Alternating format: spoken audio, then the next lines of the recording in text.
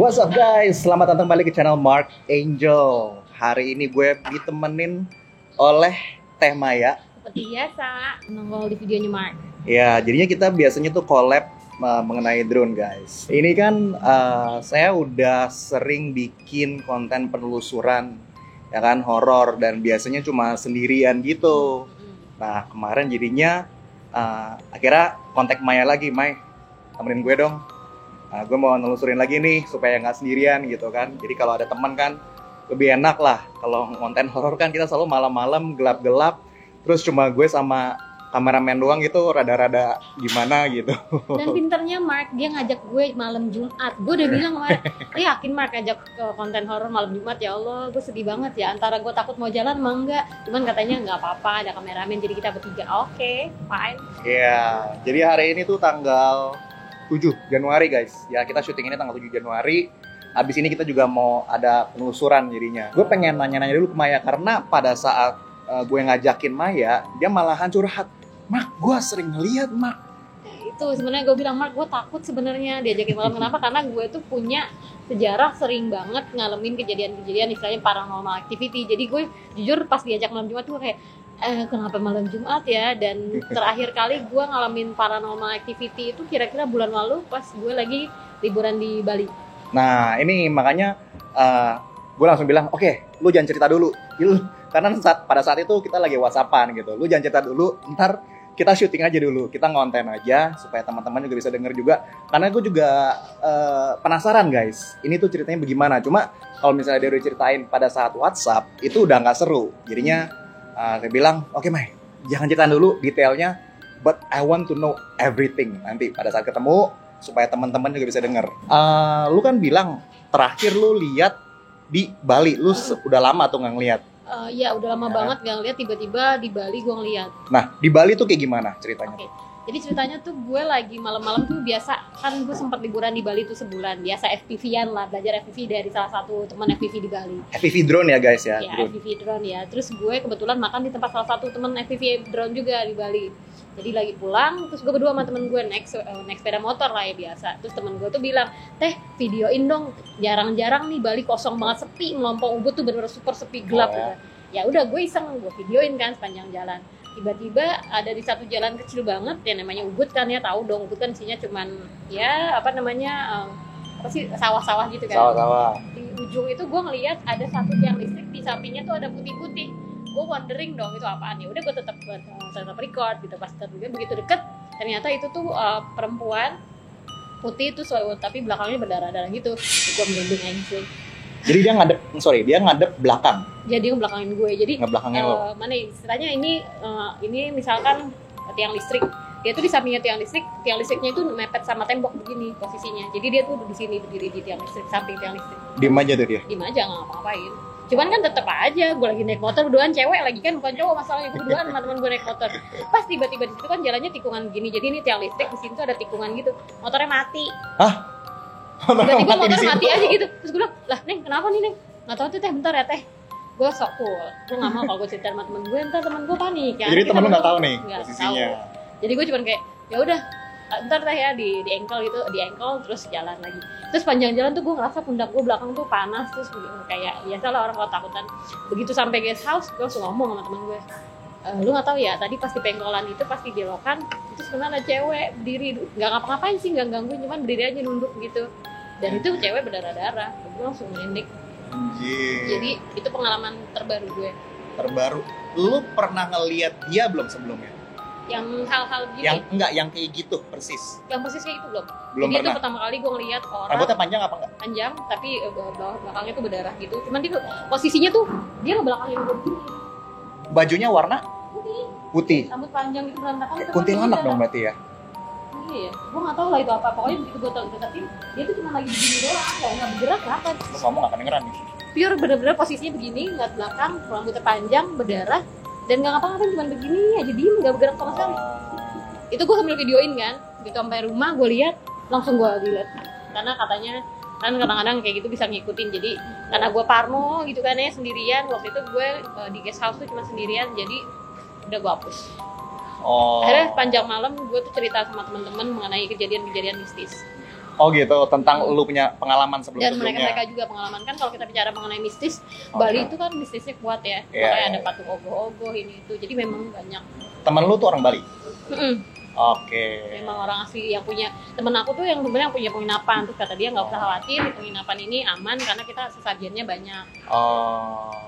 Dan itu terakhir kali, bukan terakhir, yang paling baru dan terakhir kali sejauh ini alhamdulillah belum lihat lagi. Mudah-mudahan sih enggak. Sebulan 2 bulan yang lalu kali ya itu ya? Bali ya 2 bulan yang lalu. Baru 2 bulan lalu ya. Jadi sebelumnya lu kan bilang kan berarti lu udah lama nih.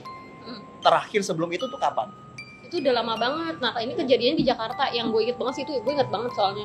Jadi temen gue tuh nikahan di Pertamina Sipruk, tau kan? Heeh. Nah Pertamina Sipruk kan gede banget. Waktu itu gue masih ada suami gue. Kebetulan temen SMP gue nikah. FYI ini udah jadi janda sekarang, guys. Kalau itu lupakan.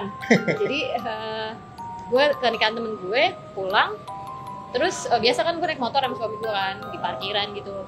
Biasa sambil nungguin suami gue pakai jaket, gue lagi tinggal kesini begitu gitu kan. Nah kalau buat kalian yang tahu Pertamina Sipruk, sampingnya itu kan banyak kayak ada pohon-pohon gitu kan. Jadi kayak tempat kosong gitu. Gue nggak tahu tapi kok iya aja. Nah ya udah, ntar kapan-kapan kalau lewat Pertamina Sipruk liatin itu. Oke. Gue lagi lihat-lihat gitu biasalah sambil nungguin, terus tiba-tiba mata gue tertuju ke satu pohon. Oke.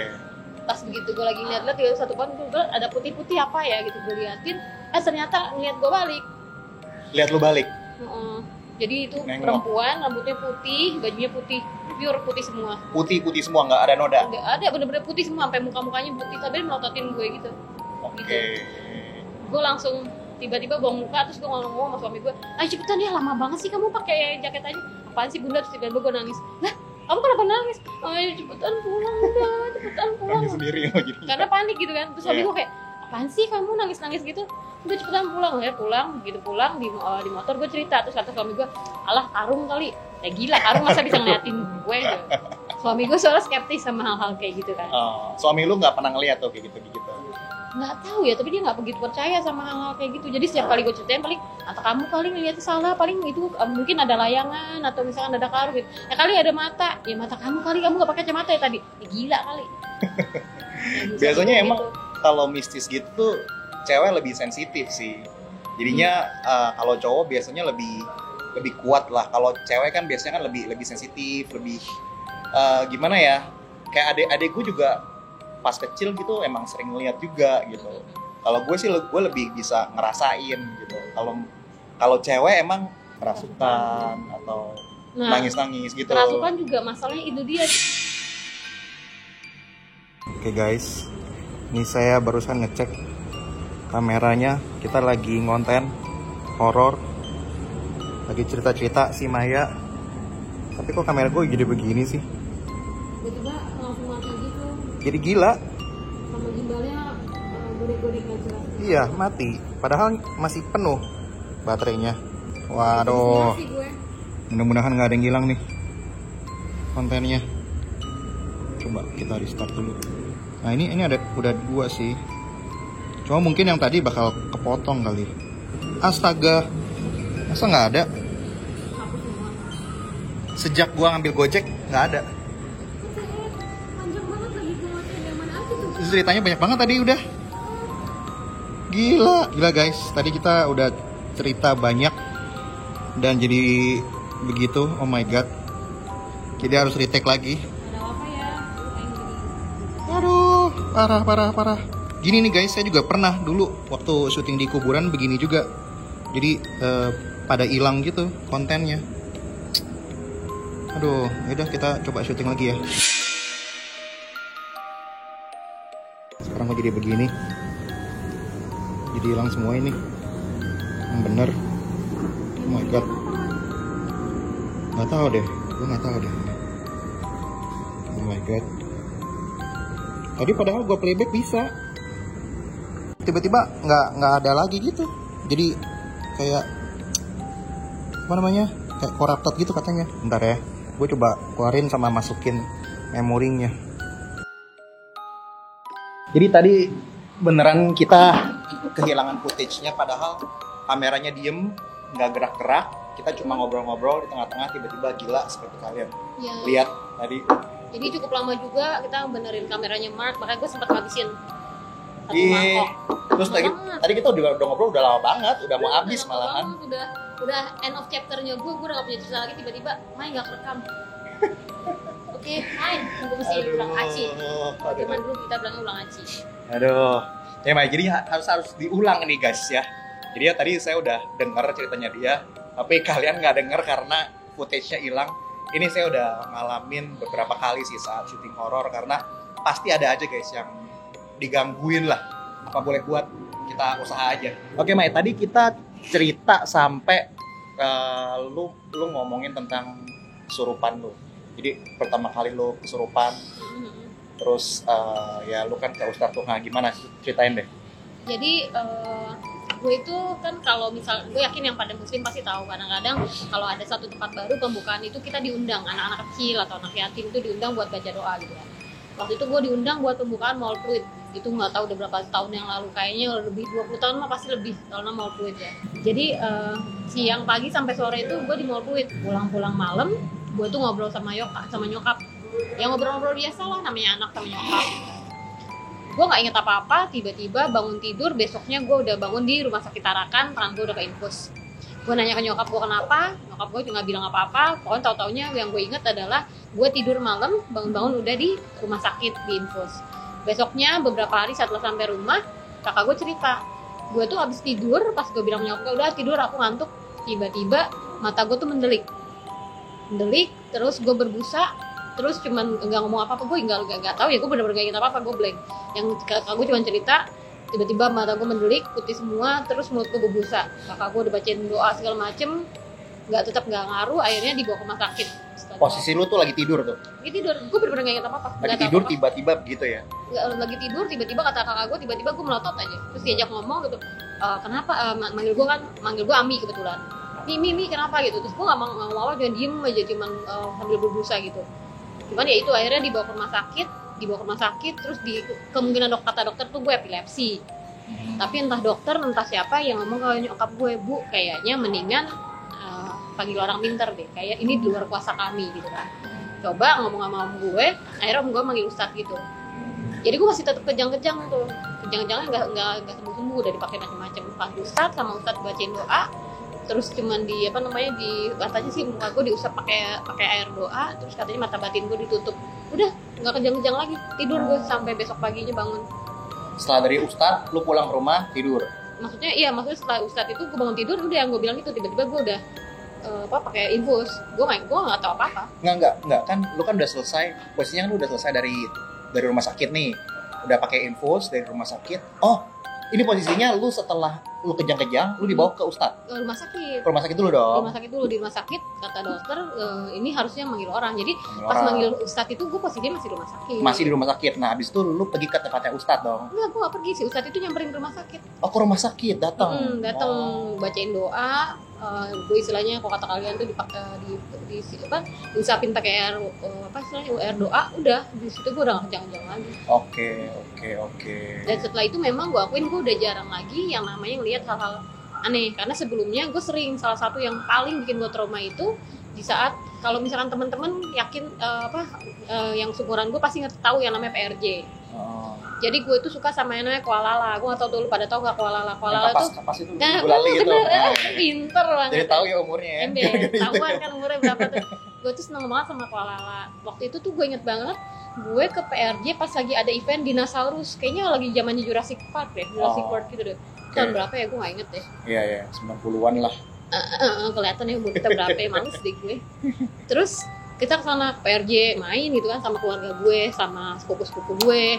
Terus gue nginep di rumah salah satu tante gue di Backbone. Nah, nginep, nah kebetulan gue tidur di rumah sepupu gue. Nah, kamar sepupu gue itu depannya itu ada jendela, yang mana jendela itu ngadep keluar. Di sana tuh kelihatan banyak pohon-pohon, ada pohon pepaya, pohon pisang, macam-macam gitulah. Pokoknya pohon-pohon gitu. Tiba-tiba malam itu kira-kira mungkin jam 2-an atau jam 1, gue inget gue kan tidur rame-rame tuh sama sepupu-sepupu gue bangunin kakak gue, anterin yuk ke kamar mandi gitu kan, karena gue memang penakut banget gitu kan. Karena memang gue sering lihat hal-hal yang aneh, makanya gue penakut banget. Gue bangun kakak gue minta anterin, tapi kakak gue gak mau anterin. Ya udah gue ke kamar mandi, balik kamar mandi, gue tiduran lagi, tiba-tiba gue ngeliat ada orang jalan, tapi bisa dibilang orang juga bukan orang karena kakinya tuh lebih tinggi dari jendela kamar sepupu gue itu. Jadi gue ngeliat orang itu jalan, orangnya gue nggak tahu nyebutnya gimana. Gue ngeliat ada yang jalan, kakinya tinggi, hitam dan berbulu lebat banget. Setelah itu gue pure nggak bisa tidur sampai besok paginya, sampai siang pun gue nggak mau keluar dari kamar. Gue panas, demam, akhirnya tante gue mesti nelfon bokap gue buat jemput. Setelah itu gue panas kurang lebih 3 hari 3 malam. Setelah berapa lama itu tante gue bilang katanya memang bosnya om gue itu baru meninggal. Katanya sih ngunjungin tante gue, rumah tante gue itu sebenarnya kayak mau ada utang atau apa, mau minta maaf gitu kan. Tapi kalau gue pribadi sih gue nggak yakin, karena yang gue lihat tuh kayak sosok bukan manusia gitu loh. Kalau misalkan dia bilang itu arwah temennya, itu kan harusnya seukuran manusia ya. Yang gue lihat itu enggak. Jendelanya tuh segede apa? Jendelanya tuh standarnya ukuran rumah lah. Ini Segede kayaknya gini? tinggi banget sih. Enggak, jendela yang panjang yang dari bawah sampai ke atas gitu loh. Oh, jendela dari bawah sampai atas. Dan orangnya tuh tinggi banget. Kaca semua. Habis itu sepanjang jendela itu cuma ada kelihatan kakinya Kaki doang. panjang gitu lagi jalan. Oh. Nah, di situ gue langsung kayak, mungkin kalau kata orang zaman dulu tuh genderuwo kali ya. Oh. Itu yang gue lihat. Setelah itu gue sakit entah berapa lama, entah berapa kejadian lagi, sampai terakhir itu yang gue kesurupan, akhirnya ditutup udah mata batinnya. Oh. Setelah itu memang gue jarang lihat. Tapi ada nggak sih lu keturunan dari keluarga lu tentang mata Yang batin ini? gue tahu itu dari mbah itu nenek dari bokap. Jadi bokap gue punya ibunya bokap gue tuh atau nenek gue tuh memang katanya punya ya gitulah, anak-anak suka ngobrol sama jin gitu. Emak lu nggak bisa? Enggak, Lu kan bersaudara, ada cewek semua, cuman gue doang. nggak ada yang bisa, cuma lu doang. Iya. Oke. Amsyong gue kayaknya. Kata orang sih itu bakat, buat gue tuh nggak menyenangkan sama sekali. Karena jujur gue itu dari tahun 2003 gue pindah rumah ke Pondok Pinang. Kebetulan gue tinggal itu di kuburan, dekat kuburan. Antara rumah gue sama kuburan paling jaraknya cuma 40 meter, 50 meter.